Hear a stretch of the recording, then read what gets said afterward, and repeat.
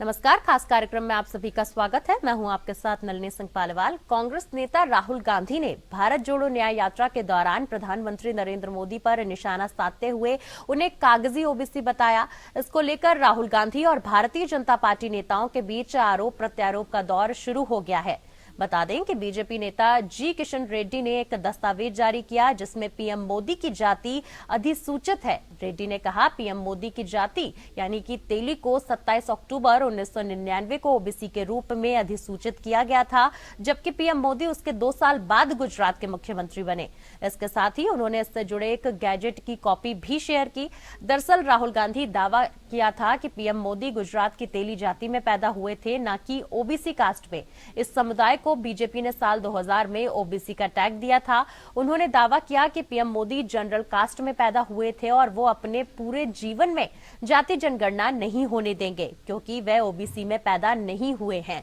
अब इसी को लेकर दोनों पार्टियों में लगातार आरोप प्रत्यारोप जारी है। बता दें कि जहां एक तरफ कांग्रेस लगातार पीएम की जाति पर सवाल उठा रही है, वहीं दूसरी ओर बीजेपी भी जमकर जवाब पलटवार कर रही है। ऐसे में लगातार राहुल गांधी पहले भी मोदी सरनेम मामले में फंस चुके हैं और अब इस बार मोदी जी की जाति पर सवाल उठा रहे हैं। बता दें कि ये पहली बार नहीं है जब प्रधानमंत्री की जाति पर सवाल उठाए गए हैं। लगभग 5 साल पहले भी इसी तरीके से कांग्रेस पार्टी ने प्रधानमंत्री नरेंद्र मोदी की जाति पर सवाल उठाए थे।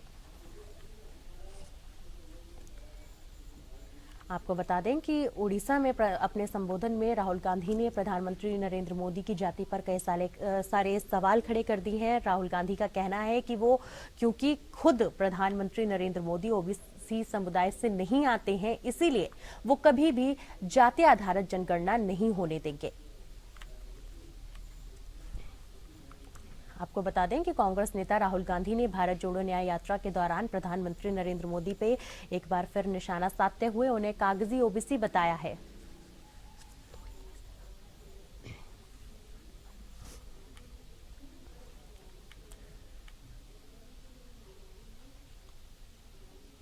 तो आज इसी पर चर्चा करेंगे और लगातार खास कार्यक्रम में चर्चा के लिए हमारे साथ खास मेहमान जुड़ चुके हैं। आप सभी का सबसे पहले मैं उनसे परिचय करा दूं।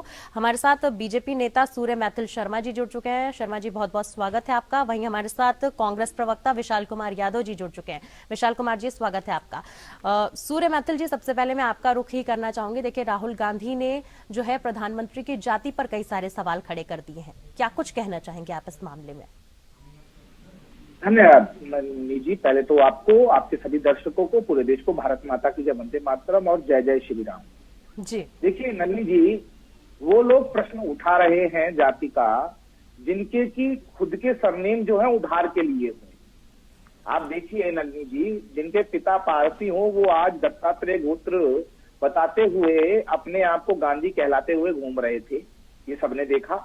और मजे की बात, आखिर क्या कारण है कि माननीय प्रधानमंत्री जी पे ये लगातार इस प्रकार के अपशब्द और अरंगल पर्याप्त आरोप लगाते रहते हैं, जबकि प्रधानमंत्री जी तो बहुत ही सौम्यता के साथ में देश की सेवा कर रहे हैं। इन्होंने लगातार उनको गालियां दी, इन्होंने लगातार उनका अपमान किया। मोदी तेरी कब्र खुदेगी यहाँ तक कहा, जहरीला सांप कहा और न जाने किन किन अपशब्दों को कहा। और अब ये देश को भरमाने के लिए फिर से एक नया जो है शंगुफा ले आए। जैसा कि हमारे गृह राज्य मंत्री जी ने भी एक दस्तावेज डिस्क्लोज किया, 1999 के अंदर गुजरात में तेली जाति जो है वो ओबीसी में आ गई थी। उस समय में माननीय प्रधानमंत्री श्रद्धेय नरेंद्र मोदी जी उस समय ना तो सत्ता में थे ना प्रशासन में थे, वो पार्टी के कार्यकर्ता थे। उसके बाद वो मुख्यमंत्री बने। और मैं पूछना चाहता हूं कि अगर आप ओबीसी से इतनी ही नफरत करते हैं, इतना अपमान करते हैं ओबीसी नेता का, तो आपको ओबीसी के लिए सहानुभूति कहाँ है? ठीक है, हमारे साथ विशाल जी भी बने हुए, विशाल जी से जवाब ले लेते हैं। विशाल जी, देखिए, कह रहे हैं कि आप लोग तो खुद ही ओबीसी जाति पर आए दिन सवाल उठाते रहते हैं, तो आप लोग खुद भी कोई भी सहानुभूति ओबीसी समुदाय के लिए नहीं दे रहे हैं। पहले सरनेम का मामला, अब जाति का मामला। क्या कांग्रेस मुद्दा विहीन हो गई है? क्या कांग्रेस के पास और कोई मुद्दा नहीं बचा है सवाल उठाने के लिए? देखिए नलिनी जी, आपका बहुत बहुत धन्यवाद। जब सच्चाई सामने आती है तो मिर्ची लगती है और मिर्ची लगना लाजमी है। हम समझते हैं कि हमारे नेता राहुल गांधी जी ने कुछ गलत नहीं कहा। राहुल जी ने कहा कि मोदी जी कागजी ओबीसी है, इसमें कहाँ गलत है? क्या अटल जी की सरकार में अटल जी की सरकार में उनकी जाति को शामिल नहीं किया गया था? ये हम नहीं, आपके सांसद प्रहलाद जोशी ने गठन पत्र में शामिल किया जी। हम थोड़ी करें, अपने सांसद करें, संसदीय कार्य मंत्री है, उन्होंने अपना निकाला। चाहे तो अगर आपके पास नहीं है तो कहीं मैं वो लेटर आपको दिखा देता हूँ जी। संसदीय कार्य मंत्री, देखिए, इसको दिखाने का प्रयास कीजिए, देख लीजिए। संसदीय कार्य मंत्री गठन पत्र निकालते हैं। ठीक है विशाल जी, आप अपनी बात रखिए जी। अटल जी की सरकार केंद्र में सरकार थी, किस तरह एक सुयोजित तरीके से इनकी जाति को ओबीसी में लाया गया। ये जन्म से ओबीसी नहीं है, राहुल जी ने उससे बिल्कुल सही कहा, हम उनकी बात का पूर्ण समर्थन करते हैं। और ये ओबीसी नहीं है, इसलिए जाति जनगणना नहीं होने देंगे। अब बता दीजिए, मोदी जी 10 साल प्रधानमंत्री रहे, इन्होंने ओबीसी के लिए क्या क्या किया? इनके कई राज्यों में मुख्यमंत्री, केवल एक मुख्यमंत्री को छोड़कर कितने इनके मुख्यमंत्री ओबीसी है? मध्य प्रदेश को अगर छोड़ दिया जाए, कितने राज्य में इनका ओबीसी मुख्यमंत्री है? इनका केंद्र में कितना ओबीसी मुख्यमंत्री है? मैं बिहार से आता हूं, बिहार से चुने गए सांसद 39 सांसद बिहार ने दिया। बिहार से कितने ओबीसी को आपने मंत्री बनाया? निर्बटा सना का। तो जब सवाल पूछे जाएंगे, मोदी जी कहते ना कि मैं ओबीसी हूं, मैं ओबीसी हूं, ओबीसी कहाँ, ये बताइए। बात सच्चाई है कि 99 में अटल जी की सरकार में इनको कागजी ओबीसी साबित किया गया। ये असल में ओबीसी थे नहीं, इस बात सच्चाई और को स्वीकार करना चाहिए। और सच्चाई सुनकर ही भाजपा के प्रवक्ता और भाजपा के नेता को मिर्ची लग रही है, तो मिर्ची लगना लाजमी है जी। लेकिन सर, अब कोई मुद्दा नहीं बचा है क्या कांग्रेस के पास? कभी सरनेम पर बवाल, कभी जाति पर बवाल। अगर ओबीसी समुदाय के लिए क्या काम किए गए ये पूछे ना सरकार से। प्रधानमंत्री की जाति पूछने में आप लोग इतनी दिलचस्पी क्यों दिखा रहे हैं? पहले कभी सरनेम पर सवाल उठा देते हैं, कभी जाति पर। तो क्या अब कोई अहम मुद्दा नहीं बचा है कांग्रेस के पास उठाने को? कांग्रेस खुद को एकदम मुद्दा विहीन महसूस कर रही है क्या? देखिए, कांग्रेस के पास अनेकों मुद्दे उठाए हैं, आपको बता दें जी। हम झारखंड में गए तो कोयला ढोने वाले के मुद्दा उठाए, हम उड़ीसा में गए, प्रधानमंत्री जी बोले थे ना, जब कांग्रेस के नेता पूछे कि ओबीसी की कुल आबादी का 5% थी जी, क्यों आईएएस ऑफिसर है, 5% ही अर्थव्यवस्था पर क्यों निर्णय लेते? ये बताइए। ओबीसी का प्रधानमंत्री मात्र 5% निर्णय लेगा। और जब पूछा गया तो प्रधानमंत्री, ओबीसी की क्या जरूरत है, मैं तो खुद ओबीसी हूँ। तो मतलब आपके होने से केवल हो जाएगा? और आप कौन सा कागजी ओबीसी?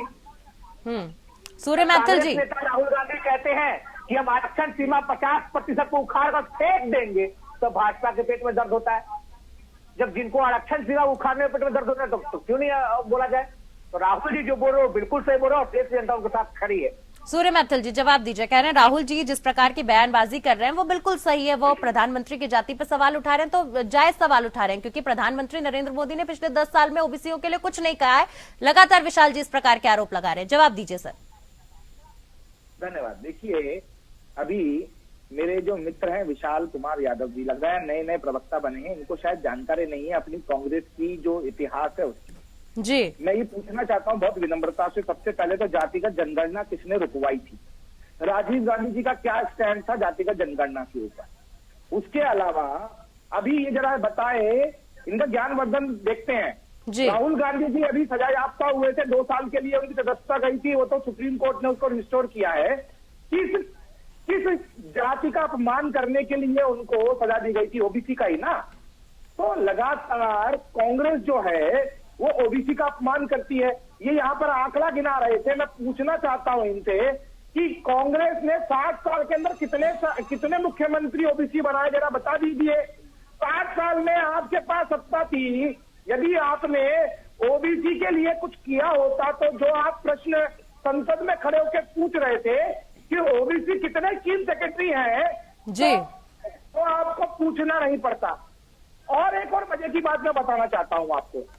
देखिए, ये ओबीसी चिल्लाते हैं, लेकिन अभी जो कांग्रेस की जो कार्य समिति बनी थी खड़गे साहब की, उन खड़गे साहब की कार्य समिति के अंदर मात्र 16 ओबीसी नेता हैं जी। मतलब जो लोग ओबीसी का जाप करते रहते हैं दिन रात, उनके पास में 84 की कार्य समिति में मात्र 16 लोग ओबीसी मिले इनको। और एक और मजे की बात जी, ये ओबीसी की बात करते हैं, इनसे पूछिए कि ये 7 साल में ओबीसी को राष्ट्रीय आयोग का दर्जा क्यों नहीं दिलवा पाए? केवल इनके पास कोई मुद्दा ना होने पर व्यक्तिगत आरोप माननीय प्रधानमंत्री श्रद्धेय नरेंद्र मोदी जी पर लगाने के अलावा कुछ नहीं बचा। कभी उनके व्यक्तिगत जीवन पर आरोप लगाते हैं, कभी उनकी जाति पर आरोप लगाते हैं। लेकिन 10 साल में माननीय प्रधानमंत्री जी ने जिस प्रकार से देश की कायाकल्प की है, वो दुनिया देख रही है। दुनिया भाजपा का और प्रदेश देश का डंका बज रहा है। इन्हीं की पार्टी के प्रधानमंत्री थे ना राजीव गांधी जी, जो कहते थे कि ऊपर से 1 रुपया चलता है तो नीचे 15 पैसे पहुंचते हैं। लेकिन आज भारतीय जनता पार्टी का ही सुशासन है ना, जहां पर ऊपर से 1 रुपया चलता है तो नीचे भी 1 रुपया पहुंचता है। इनकी जो प्रधानमंत्री थी आदरणीय इंदिरा गांधी जी, वो गरीबी हटाओ का नारा लगाती थी। और इसके अलावा नेहरू जी भी गरीबी हटाओ का नारा लगाते थे, राजीव गांधी जी भी लगाते थे, मनमोहन सिंह जी ने भी लगाया, नरसिंह राव जी ने भी लगाया, लेकिन किसी ने गरीबी हटाई नहीं। इन्होंने गरीब को हटाया। लेकिन पहली सरकार है देश के अंदर जिन्होंने 10 साल के अंदर 25 करोड़ गरीबों को गरीबी रेखा से पार पहुंचाया। ये मैं नहीं कह रहा हूं, ये नीति आयोग का डेटा है। साथ ही साथ अर्थव्यवस्था देख लीजिए, देश की अर्थव्यवस्था 5वीं सबसे बड़ी अर्थव्यवस्था विश्व की बन गई है। जब ये सत्ता में थे तो 10वीं अर्थव्यवस्था में थे और 11वीं इन्होंने पहुंचा दी थी। 11वीं से लेकर 5वीं तक पहुंचाने का काम माननीय प्रधानमंत्री जी कुशल नेतृत्व ने किया। G20 का देश में आयोजन होना ये बताता है कि हमारे देश की धमक कितनी है। चीन के जो सिल्क रोड प्रोजेक्ट है उसके खिलाफ पूरे विश्व ने भारत का साथ दिया। और हम नया जो व्यापार रोड बनाने जा रहे हैं, ये अपने आप में दर्शाता है कि देश कहाँ जा रहा है। ठीक है सर, आपने तमाम उपलब्धियां भारतीय जनता पार्टी की और प्रधानमंत्री की गिना दी हैं। विशाल जी भी कुछ कहना चाह रहे हैं, सुन लेते हैं। विशाल जी। इनकी आवाज कम आ रही है। देखिए नलिनी जी, इन्होंने अपनी बात के दौरान कहा कि कांग्रेस पार्टी जाति जनगणना रुकवाई, जो बिल्कुल निराधार है, बिल्कुल गलत। इनकी आवाज प्लीज पूरी करवाइए जरा पहले। नलिनी जी, अभी भाजपा के साथी, हमारे प्रवक्ता साथी, जो उन्होंने कहा कि कांग्रेस पार्टी जाति जनगणना को रुकवा जी, जो बिल्कुल निराधार है। डॉक्टर मनमोहन सिंह जी जब प्रधानमंत्री थे 2011 में, जब जाति जनगणना का जब फैसला लिया गया, जो जाति जनगणना 2013 में बनकर आया और उसको रिपोर्ट बनने के लिए 2-4 महीने और समय लिया गया, जब तक चुनाव हो गया 2014 आ गया। तो हम समझते 2014 से भाजपा का सरकार है, क्यों नहीं वो जाति जनगणना की रिपोर्ट को पब्लिश कर दी। जबकि इनके नेता पूर्व वित्त मंत्री अरुण जेटली जी ने कहा था मंच से और सदन में कहा था कि हम जाति जनगणना की रिपोर्ट को पब्लिश करेंगे। तो बताइए प्रधानमंत्री जी क्यों नहीं पब्लिश किए, बताइए गृह मंत्री जी क्यों नहीं पब्लिश किए, मनमोहन सिंह जी के द्वारा किए गए जाति जनगणना क्यों नहीं पब्लिश किए गए, वो बताइए।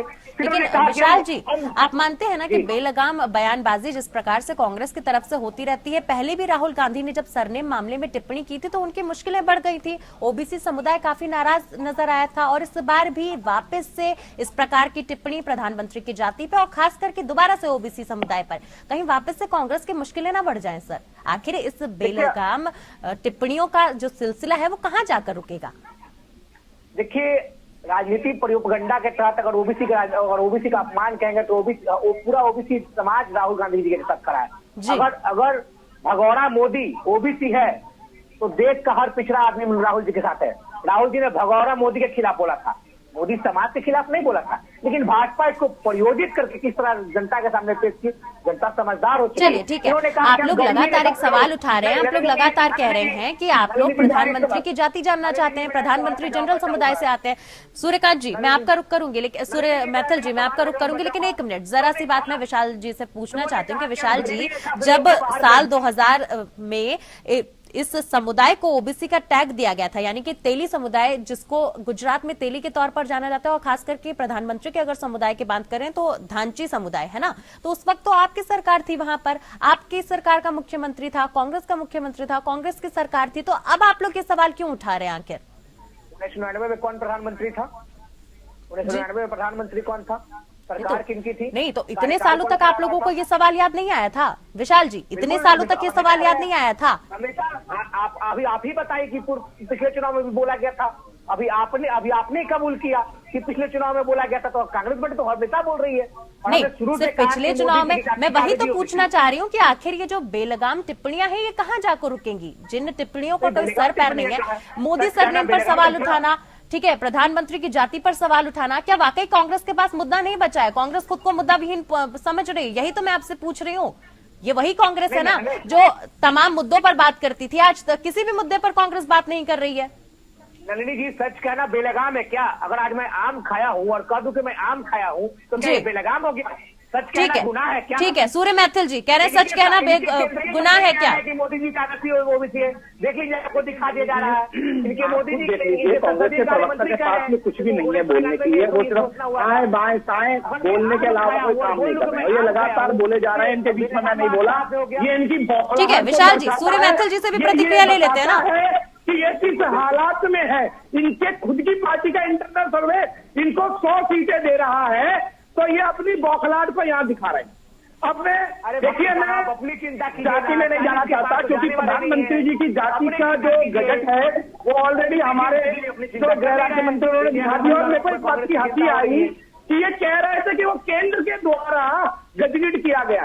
तो मेरे मित्र विशाल कुमार यादव, मुझे नहीं पता कहाँ से पढ़े लिखे हैं, इनको जानकारी होनी चाहिए कि राज्यों के अधिकार क्षेत्र में आता है जातियों को गजगट करना।